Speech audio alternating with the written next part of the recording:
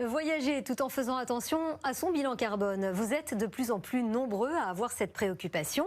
Un constat qui a incité une coopérative à proposer des trajets en voilier pour rejoindre la Corse.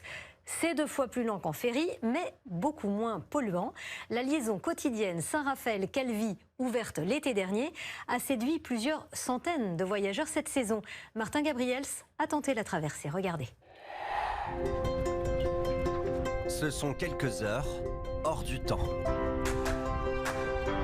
Bien plus qu'un simple trajet. Ou quand la route des vacances devient elle-même une aventure. C'est incroyable comme expérience. On est bien. Franchement, on est bien.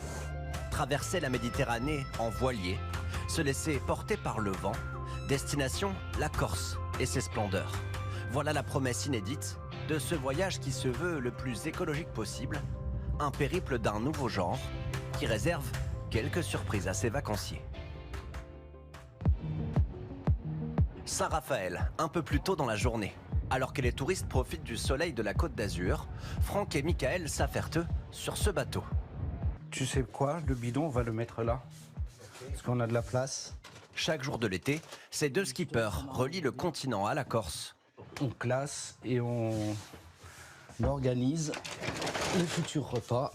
À bord, jusqu'à 8 passagers, desquels ils n'exigent qu'une qualité, la patience. On ne peut pas savoir combien de temps on va mettre, ça c'est sûr. Parce qu'on ne sait pas, surtout en Méditerranée, là, sur des liaisons comme ça, le temps change très, très vite. Ce jour-là, le Mistral a d'ailleurs longuement fait hésiter Franck avant d'embarquer. Sur le port, On va vers le bateau. Tu penses que c'est le bateau là-bas? Pierre et Clara, 2 jeunes Parisiens, s'apprêtent à emprunter pour la première fois cette traversée à la voile. On va voir comment ça se passe. Cela fait plusieurs étés qu'ils partent en Corse en ferry, mais cette année, leur conscience écologique les a travaillés.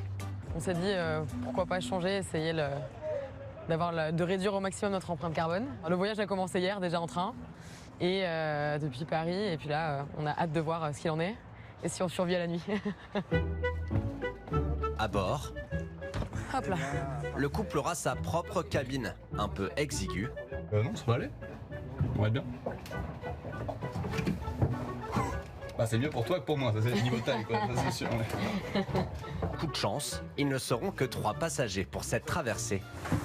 Mademoiselle. Merci.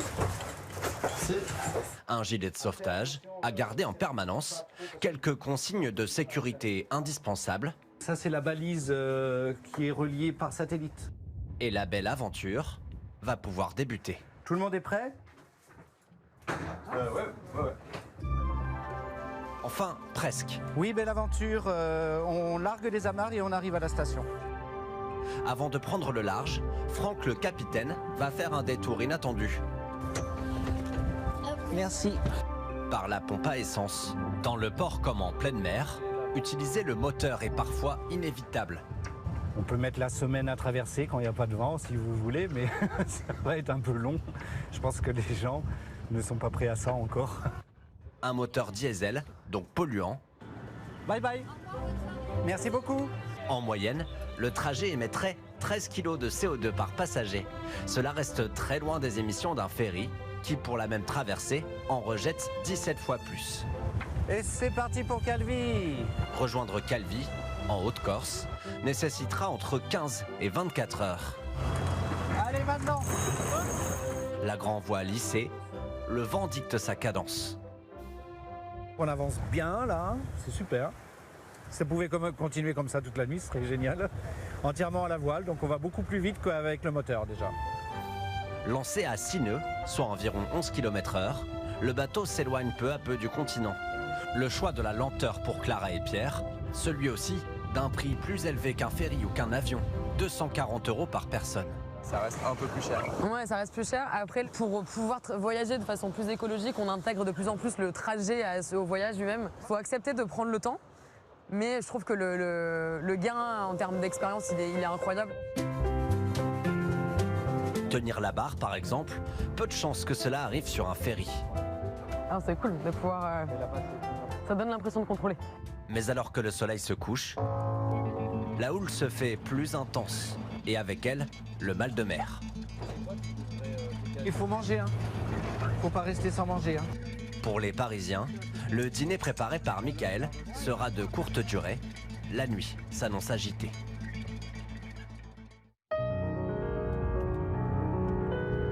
Quelques heures plus tard, Franck est resté seul maître à bord. Cette nuit, il a dormi 3 heures, relayé par Michael. C'est mon deuxième quart. Et c'est l'aube. On se lève sur un vent qui va forcir. Lorsqu'il a entendu parler de ces nouvelles liaisons à la voile, le skipper n'a pas hésité avant de postuler. Faut pas attendre qu'il y ait plus de pétrole pour mettre en place les choses, quoi. Pour l'instant, les bateaux sont pas encore très grands, mais ça viendra. Ça viendra.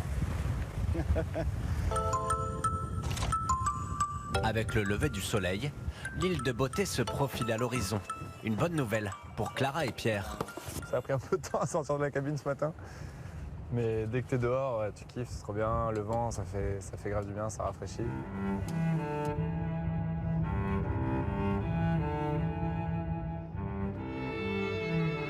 Les vents favorables ont permis d'atteindre Calvi en un peu moins de 16 heures. Et malgré le mal de mer, le couple ne regrette pas. Est-ce que tu peux faire de ça ta routine pour aller en Corse? C'est une bonne question. Mais oui, une fois aller-retour, 100%. Leurs vacances sur la terre ferme vont pouvoir débuter. Comme eux, ils sont près d'1 millier de passagers à avoir tenté l'aventure du voilier cet été, 5 fois plus que l'année passée.